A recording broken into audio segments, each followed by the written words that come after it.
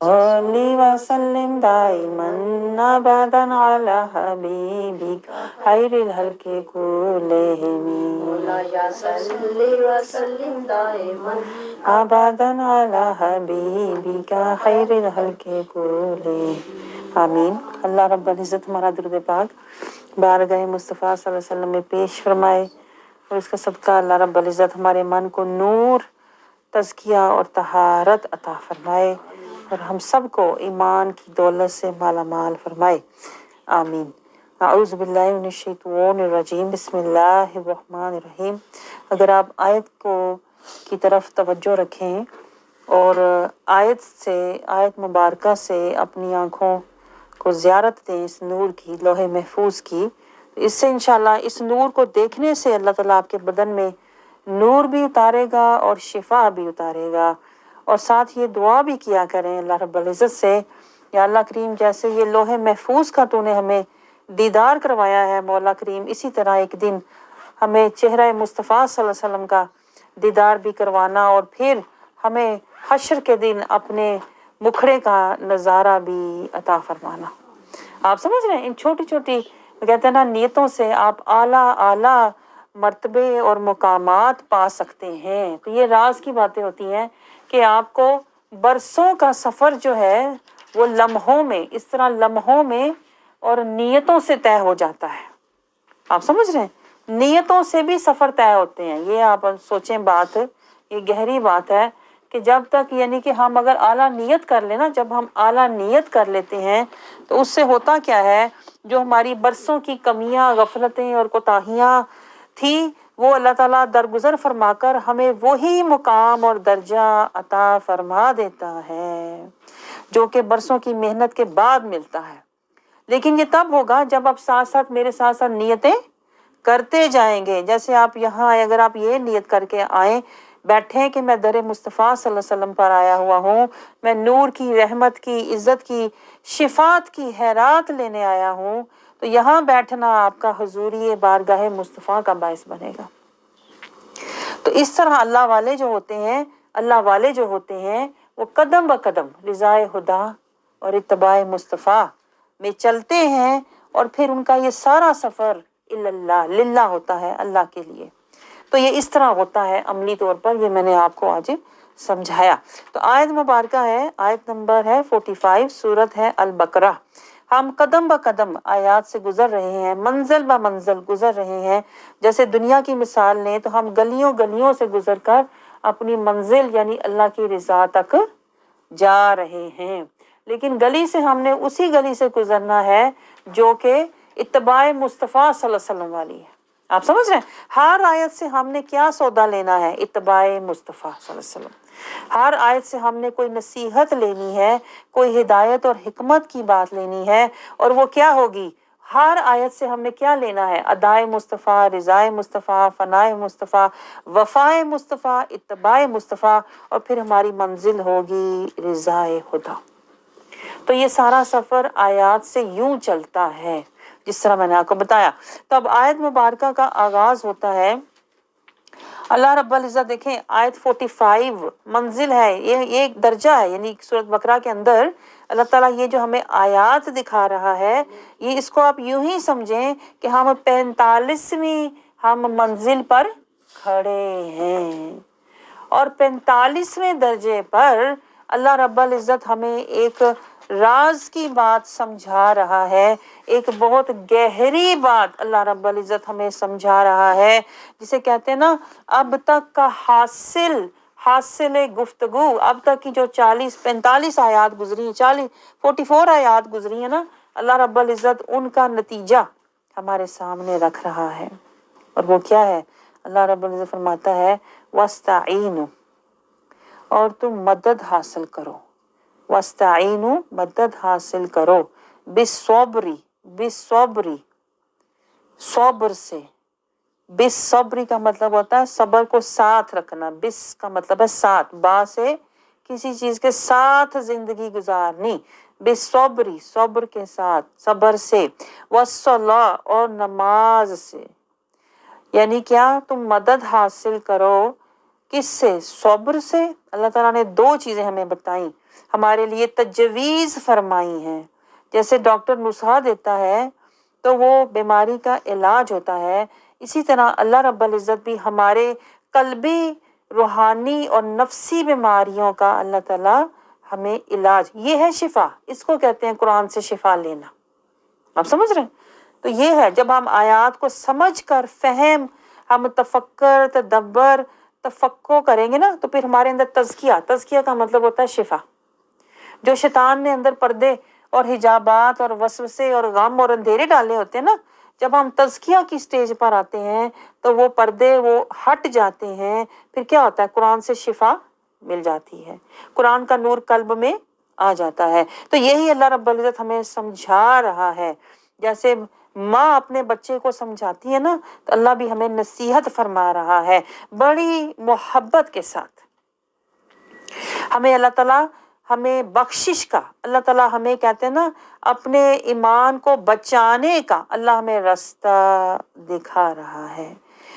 وہ کیا کہ مدد کے لیے، میں نے تمہاری مدد کے لیے دو چیزیں، دیکھیں یہ بہت بڑی اور بہت گہری آیت ہے یہ، یعنی اللہ تعالیٰ کہہ رہا ہے کیسے ہی حالاتوں دو چیزیں تمہاری مدد کریں گی، ہر حال میں میرے دو مددگار تمہارے پاس ہوں گے، اور وہ کیا ہے؟ ایک صبر، بالصبر، اور دوسرا کیا ہے؟ والصلاۃ، اور نماز۔ اگر صبر قائم ہوگا اور اگر نماز قائم ہوگی تو پھر تمہیں ان دونوں سے ملے گا کیا؟ واستعینوا، مدد ملے گی، وَإِنَّهَا، اور پھر آگے اللہ تعالیٰ خود ہی بتا رہا ہے کہ یہ جو صبر اور یہ جو صلاح، ان دونوں چیزوں کو قائم کرنا، ان دونوں تک پہنچنا، اصل بات میں ان دونوں تک پہنچنا، اللہ تعالیٰ کہتا ہے وَإِنَّهَا لَكَبِيرَةٌ، یہ بڑا مشکل ہے، یہ بڑا دشوار ہے، یعنی کہ یہ بہت بڑا ایک امتحان ہے۔ لَكَبِيرَةٌ کا مطلب ہوتا ہے کوئی چیز بہت بڑی لگے، ایک ہوتا ہے نا ہوتی بڑی نہیں ہے، لیکن جس بندے کے کہتے ہیں نا چاہت نہ ہو کسی چیز کی، محبت نہ ہو، شوق نہ ہو، تو اٹھنا ہی بہت بڑا کام لگتا ہے۔ تو اللہ تعالیٰ ایسے لوگوں کے لیے بتا رہا ہے وَإِنَّهَا لَكَبِيرَةٌ، یہ جو صبر اور یہ جو صلاح، ان دونوں کو قائم کرنا اور ساتھ لے کے چلنا، اللہ کہتا ہے یہ بہت مشکل ہے، یہ بہت بڑا ہے، ان کے لیے بڑا دشوار ہے یہ جو لوگ اس راستے پر نہیں چل رہے، لیکن کیا؟ إِلَّا عَلَى الْحَاشِئِينَ، إِلَّا مگر، علل پر، حاشئین عاجزی کرنے والوں کے لیے۔ تو اللہ تعالیٰ اس کا ہمیں معنی کیا بتا رہا ہے کہ یہ رنج اور تکلیف میں صبر اور نماز سے مدد لیا کرو، اور بے شک نماز گراں ہے مگر ان لوگوں پر نہیں، یہ نماز اور یہ صبر اور یہ مدد نہیں ملتی ان لوگوں کو، ان کے لیے یہ گراں ہے، مشکل ہے، جو اس رستے پر نہیں ہیں، لیکن جو ان لوگوں کے لیے گراں نہیں جو عاجزی کرنے والے ہیں۔ دیکھیں یہ سارا اس آیت میں وہی باتیں آ رہی ہیں جو میں آپ کو شروع سے سمجھاتی ہوئی آ رہی ہوں، کیا کہ زندگی ایک امتحان ہے۔ پہلے تو آپ اپنے ذہن میں یہ بات نوٹ کر لیں، زندگی میں ہمارے قدم قدم پر آزمائشیں، بلکہ ہر قدم پہ ایک نئی آزمائش ہوگی۔ پہلے تو یہ بات نوٹ کریں نا، یہ جو اللہ نے ہمیں کہا ہے کہ صبر اور نماز سے مدد لیا کرو، یہ کیوں کہا ہے؟ کیونکہ اللہ نے یہ بھی کہا ہے کہ وَلَنَبْلُوَنَّكُمْ، میں تم سب کو آزماؤں گا، کس سے؟ تمہیں بھوک سے، خوف سے۔ بھوک کیا ہے؟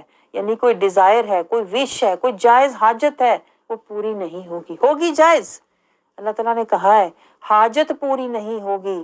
پھر خوف، کسی چیز کی پریشانی ہوگی، کوئی کسی چیز کا تمہیں غم ہوگا، یہ نہ ہوا، کہیں یہ نہ ہو جائے، کہیں ایسا نہ ہو جائے، کچھ بگڑ نہ جائے، کچھ ٹوٹ نہ جائے، کچھ روٹ نہ جائے۔ تو اللہ تعالیٰ کہتا ہے تمہاری زندگی میں قدم بہ قدم کیا؟ تمہیں بھوک کی آزمائش آئے گی، پھر تمہیں خوف کی آزمائش آئے گی، ذہنی پریشانی کی آزمائش آئے گی، قلبی پریشانی کی آزمائش آئے گی، اور پھر جان، مال اور اولاد، یہ 3 آزمائشیں آئیں گی، ٹوٹل 5 ہو گئیں۔ یہ 5 آزمائشیں تمہاری ہر روز ہوں گی اور ہر قدم پر ہوں گی، اور ہو سکتا ہے ایک سے بڑھ کر ایک ہو۔ کیونکہ یہ زندگی دراصل دارل امتحان ہے، اور یہی تو اللہ تعالیٰ دیکھ رہا ہے کہ آزمائشیں آئیں گی، تو اللہ تعالیٰ نے یہی تو دیکھنا ہے کہ تم صبر سے مدد لیتے ہو کہ نہیں۔ صبر اور نماز، صبر تک آپ تبھی پہنچیں گے، جو میں نے آپ کو پہلے بھی بتایا ہوا ہے، یہ سب صبر تک ہم تبھی پہنچیں گے جب ہم ذکر والے ہوں گے۔ پہلے تو یہ نوٹ کریں، صبر بیٹھے بٹھائے نہیں آتا، صبر تب ملے گا جب آپ کے پاس پہلے ذکر ہوگا، ذکرن کثیرا سبحوا بکرۃ واسیلا، یعنی اس آزمائش کو یاد کرنے کی بجائے، اس آزمائش میں گرنے کی بجائے، اس آزمائش میں رونے کی بجائے، جو جان مال خوف بھوک کی آزمائشیں ہوں گی، ان آزمائش میں واویلا کرنے کی بجائے، ان آزمائش کا چرچا کرنے کی بجائے، اگر ہم بیٹھ کر ذکرن کثیرا صبح شام اللہ کا ذکر کریں گے نا، تو پھر کیا ہوگا؟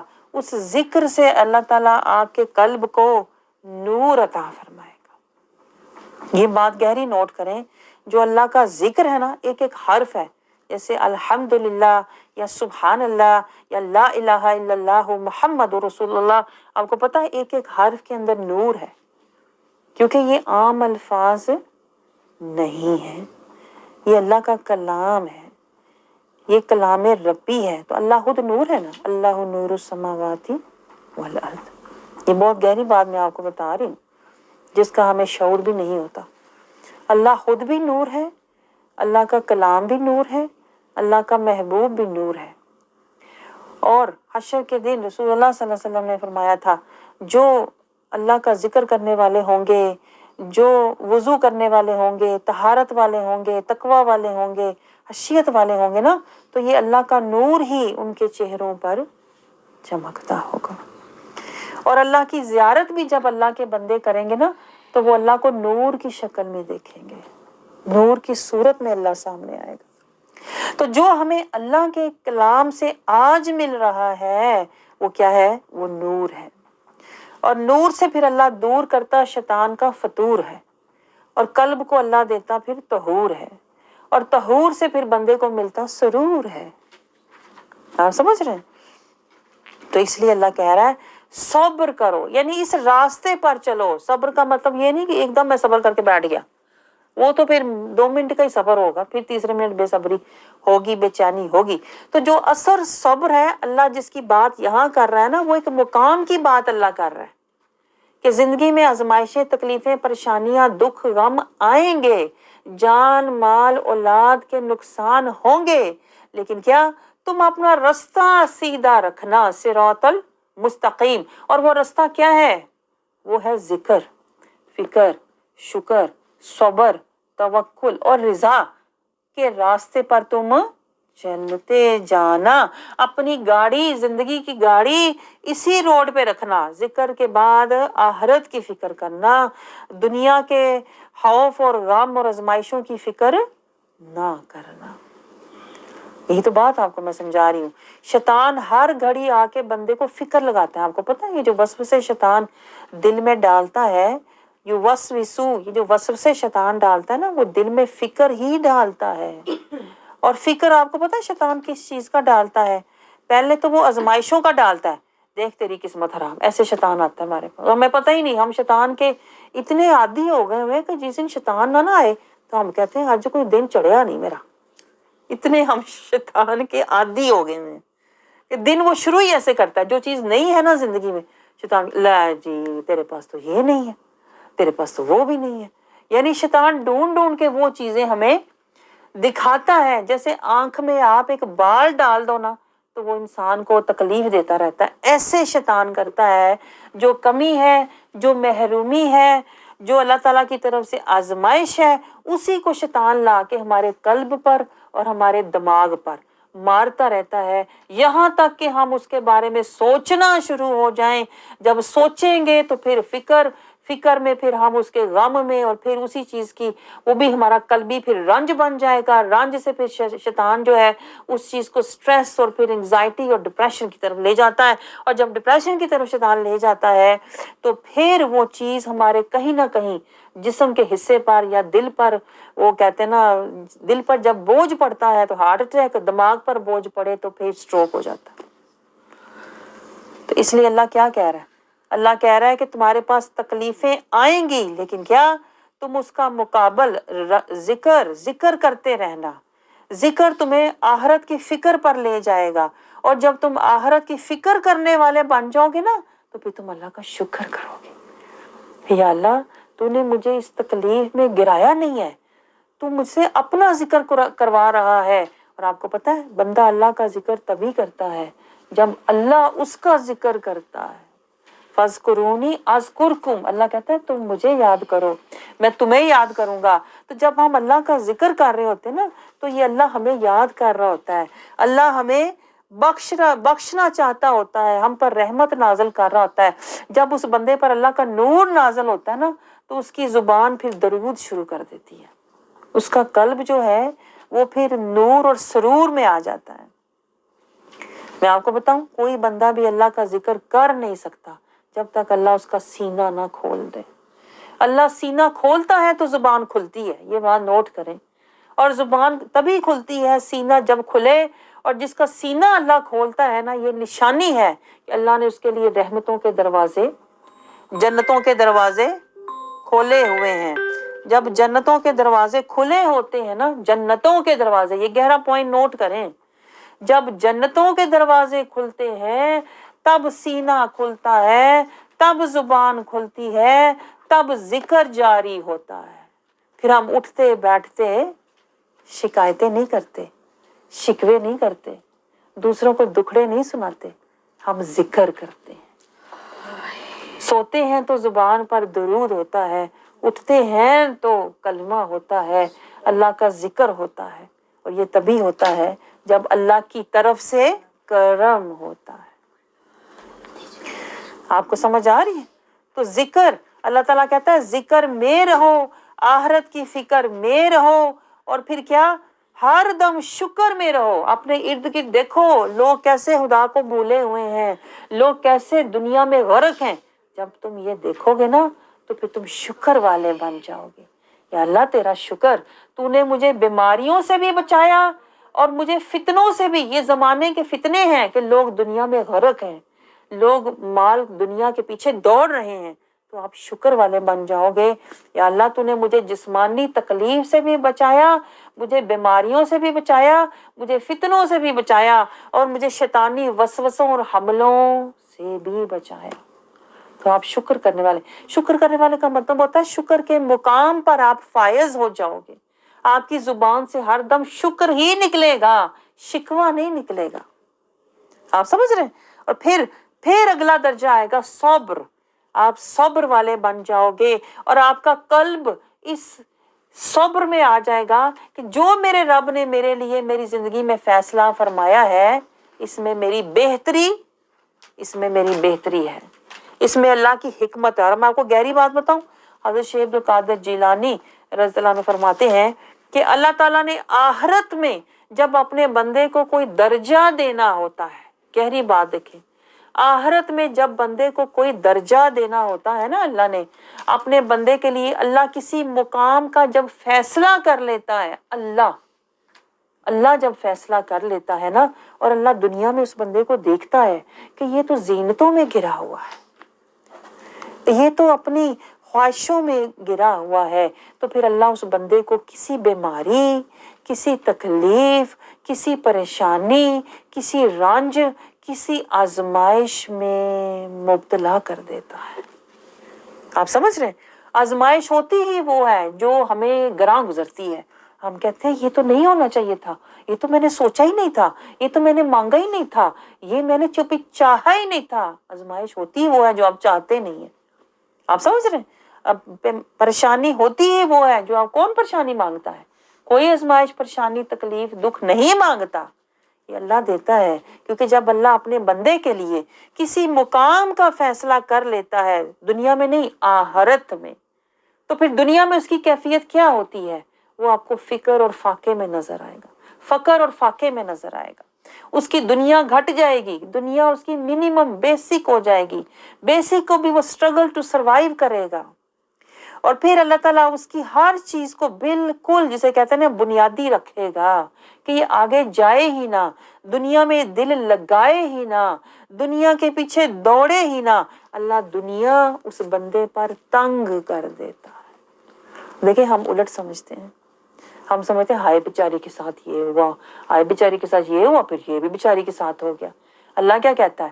میں اس بندے پر دنیا تنگ کر دیتا ہوں، جسے اللہ نے آخرت میں کوئی درجہ کوئی مقام دینا ہوتا ہے۔ لیکن کیا پھر وہ بندہ جب آزمائش اور تکلیف میں مبتلا ہو کر اللہ کا ذکر کرتا جائے، ذکر اللہ کا کرتا جائے، اور کیا فکر آخرت کی کرتا جائے، شکر ہر دم، یا اللہ تو نے مجھے برے حادثے سے بچایا۔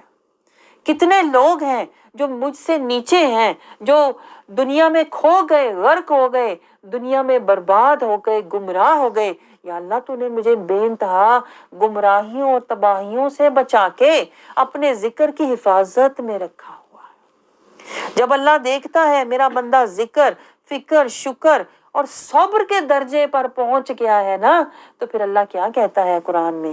ان اللہ مع الصابرین۔ دیکھیں کتنی گہری بات ہے۔ انہی پتھروں سے، انہی پتھروں پہ چل کے اگر آ سکو تو آؤ، میرے گھر کے راستے میں کوئی کہکشاں نہیں۔ اللہ کا ساتھ ملنا، آپ سوچیں یہ کوئی عام بات نہیں ہے۔ دنیا میں کسی کا ساتھ لینا ہو نا، کسی عام بندے کا، تو آپ کو اپنی کتنی باتیں چھوڑنی پڑتی ہیں، ایسی بات ہے کہ نہیں؟ اپنی جو اپنی مرضی ہوتی ہے، اپنی خواہش ہوتی ہے، اپنی چاہت ہوتی ہے، آپ ان کو نظر انداز کرتے ہو کہ جس کا ساتھ چاہیے آپ اس کے ساتھ کے لیے اپنا بہت کچھ قربان کرتے ہیں۔ یہ ایک دنیا کے رشتے کی مثال ہے۔ دنیا کے رشتے کو نبھانے کے لیے آپ کو بہت سی قربانیاں دینی پڑتی ہیں، تو ہی رشتہ چلتا ہے، تو ہی رشتہ نبھتا ہے۔ تو آپ سوچیں کیا اللہ کا رشتہ پانا اور اللہ کا رشتہ نبھانا کیا اتنا آسان ہے؟ یہ بالکل بھی آسان نہیں ہے۔ یہ راستہ، یہ رشتہ، یہ نسبت آزمائشوں، تکلیفوں اور دکھوں سے گھری ہوئی ہے۔ لیکن اگر آپ آخر پہ دیکھیں نا، اگر ملتا کیا ہے تو اللہ کیا کہتا ہے؟ ان اللہ ولی المومنین۔ پھر اللہ تمہارا ولی ہو جاتا ہے، اور جس کا ولی اللہ ہو جائے، جس کا ولی اللہ ہو جائے تو اللہ کیا کہتا ہے؟ وَكَفَى بِرَبِّكَ هَادِيًا وَنَصِيرًا۔ اب میں تمہیں کافی ہو جاؤں گا تمہاری مدد کے لیے بھی، اور تمہیں بچانے کے لیے بھی، اور تمہیں ہدایت کے راستے پر چلانے کے لیے۔ تو آپ نے دیکھا آزمائش تو وقتی تھی، لیکن اجر دائمی، ابدی اور اخروی ہے۔ یہ ہے سودا، یہ ہے سودا جو مومنین اپنے رب سے کرتے ہیں۔ اسی لیے تو اللہ نے قرآن پاک میں آواز دی، یہ اس کا کرم ہے، ورنہ ہماری کیا اوقات ہے؟ نہ ہماری سودے کی اوقات ہے، نہ ہم نے کچھ بنایا، نہ کچھ لیا، سب کچھ اللہ نے دیا ہمیں، ایسی بات ہے کہ نہیں؟ ہماری اپنی کچھ بھی اوقات نہیں ہے۔ وہ خود ہی دے کے، وہ خود ہی ہمیں نواز کے، وہ خود ہی ہمیں سب کچھ عطا فرما کے پھر کہتا ہے میرے ساتھ سودا کر لو۔ آزمائشیں، تکلیفیں تو تمہیں آنی آنی ہے، پھر بھی اللہ کہہ رہا ہے فنا تو ہونا ہی ہونا ہے، میرے ساتھ سودا کر لو۔ فنا ہونے سے پہلے پہلے مجھ سے سودا کر لو، اور کیا؟ جنتیں لے لو، میری رضا لے لو، دکھوں اور غموں کو میرے لیے برداشت کر لو، میں جنتوں کو تمہارے لیے تیار کر دوں گا۔ میں کہتی ہوں اگر آپ اس تناظر میں سمجھے نا، میں آپ کو بتاؤں کتنے اللہ والے ہوتے ہیں جو دکھوں اور تکلیفوں میں خوشی اور سکون محسوس کرتے ہیں، کیونکہ وہ کہتے ہیں کہ یار دی مرضی، جو میرے یار کی منشا ہے پھول آئے یا پتھر آئے میرے رب کی رضا نہ جائے. وہ تو اس رب کو دیکھ رہے ہوتے ہیں. اور راضی برضا، راضی برضا، دیکھیں وہ فوراً اس پہ نظر رکھتے ہیں رضی اللہ پہ، کیونکہ وہ زندگی کا سفر للہ، جہاں بیٹھے باللہ، جہاں گئے مع اللہ، جہاں دل کا حال ہر وقت توکل علی اللہ، اور نظر کہاں رضی اللہ. وہ یہ نہیں سوچتے فلاں نے جادو کیا، فلاں نے ہٹایا، فلاں نے ورگلایا، فلاں نے یہ کیا، فلاں نے بے عزت، نہیں، ان کی نظر رضی اللہ. جو بھی میرے مولا کی طرف سے آ رہا ہے نا، دیکھیں ڈاکٹر بھی دوائی دیتا ہے تو کڑوی لگتی ہے، لیکن اس میں کیا ہوتی ہے؟ شفا. اسی طرح اللہ تعالیٰ بھی ہمیں دنیا میں جان، مال، اولاد، خوف، بھوک کی آزمائشیں دیتا ہے. اس میں ہماری بہتری ہے. کون سی بہتری؟ آخرت کی. اللہ کوئی درجہ، کوئی مقام دینا چاہتا ہے جو بندہ اپنی عبادت سے کما نہیں سکتا. یہ حدیث مبارکہ میں آتا ہے کہ بندہ اپنی عبادت سے اس درجے تک نہیں پہنچ پاتا جس کا فیصلہ اللہ نے فرمایا ہوتا ہے، تو پھر اللہ اس کے لیے دکھ، تکلیف، پریشانی، رنج کو اس کے اوپر مسلط کر دیتا. اور آپ سوچیں گہری بات، یہاں پہ میں بات ختم کروں گی. آخری بات، گہری بات جو میں پڑھ رہی تھی، مجھے اتنا رونا آ رہا تھا کہ ہم دیکھیں، میں پڑھ رہی تھی کہ عام جو لوگ ہوتے ہیں ان پہ تکلیفیں آتی ہیں، لیکن جو اللہ کے بندے ہوتے ہیں نا، جو انبیاء اولیاء ہوتے ہیں، ان پر بلائیں مسلط کی جاتی ہیں. ہم تو اتنی تکلیفوں سے گھبرا جاتے ہیں، اللہ والوں پر تو بلائیں مسلط کر دی جاتی ہیں. بلائیں سمجھتے ہیں آپ؟ جس کا کوئی حل ہی نہ ہو، جس کا کوئی راستہ ہی نہ ہو، جس سے بندہ بچ ہی نہ پائے، جو مسلط ہو کے بیٹھ جائے، جو وارد ہو کے بیٹھ جائے، جو پوری کی پوری اوپر چھا جائے، وہ مسلط ہوتی ہے.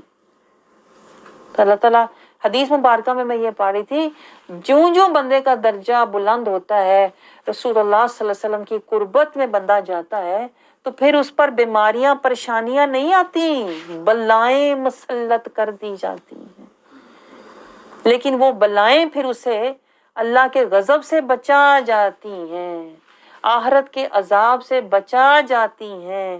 اور جب وہ بندہ اس میں راضی برضا رہتا ہے نا، تو پھر وہ اللہ کے مقربین میں پہنچ جاتا ہے. دیکھیں یہ بلائیں، یہ کہیں پہنچانے کے لیے ہم پر مسلط کی جاتی ہیں، اور ان کی ایسا ہوتا ہے کہ اس کا کوئی حل، کوئی مدد بھی نہیں ہوتی. کہ عام دیکھیں بندے کو تکلیف، پریشانیاں آتی ہیں تو وہ یہ مدد، وہ مدد، وہ کسی نہ کسی سے سہارا، اس کو. لیکن جو اللہ والوں پر بلائیں مسلط ہوتی ہے نا، ان کو کہیں سے اللہ مدد دیتا بھی نہیں ہے. اللہ دنیا کے سارے دروازے ان پر بند کر دیتا ہے، بلا میں اللہ انہیں بند کر دیتا ہے. لیکن آپ سوچیں ایک منٹ کے لیے، بلا میں بند ہونا جہنم میں بند ہونے سے کہیں بہتر ہے کہ نہیں؟ دیکھیں اگر آپ اس کمپیریزن میں دیکھیں تو آپ کہیں گے مجھے دنیا کی بلا پیاری، میں اس بلا کو سینے سے لگا لوں، لیکن کیا میں نے جہنم کے گڑھے میں بند نہیں ہونا. یہ فرق آ جاتا ہے.